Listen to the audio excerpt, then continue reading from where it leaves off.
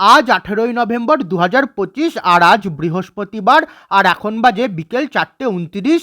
আর এখন আমি রয়েছি চন্দননগর দেবীপুরের আদি দেবীপুর সার্বজনীন শ্রী শ্রী জগদ্ধাত্রী পূজা কমিটির দালানের সামনে, যেখানে এই কার্তিক পূজা আমার চোখে পড়ে। আর এখানে পাশাপাশি 3টে কার্তিক প্রতিমা রয়েছে। এখন বাজে বিকেল 5:45। আর গুচাইত পাড়ার বিলকুলি প্রাথমিক বিদ্যালয়ের ঠিক সামনেই এই হরিসভা মন্দির। আসলে আমি একটা কাজে এদিকে এসেছিলাম, আর পথ দিয়ে যাওয়ার সময় এই মন্দিরটি চোখে পড়ে। মন্দিরটি দেখতে খুব সুন্দর লাগলো, তাই ভাবলাম ভিডিওতে তুলে ধরি। আর এই হরিসভা মন্দিরের শ্রী রাধাকৃষ্ণকে ভিডিওতে আপনাদের সামনে তুলে ধরছি। ঠিক আছে, এইটা অসুবিধার কিছু নেই। ঠিক আছে। শ্রী রাধাকৃষ্ণর পাশাপাশি এখানে গৌরনিতাইও রয়েছে।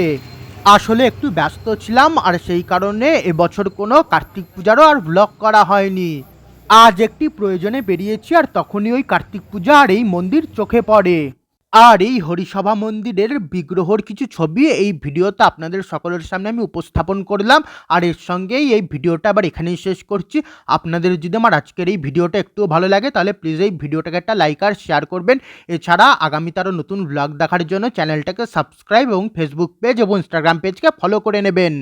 এছাড়া এই ভিডিওর আই বটন এবং ডেসক্রিপশন বক্সে আমার অন্যান্য ব্লগ এবং প্লেলিস্টের লিঙ্ক দেওয়া আছে, আপনারা চাইলে সেই প্লেলিস্টগুলো দেখতে পারেন। আমার ব্লগস অফ 2025 নামক প্লেলিস্টে আপনারা আমার 2025 সালের সমস্ত ব্লগ পেয়ে যাবেন।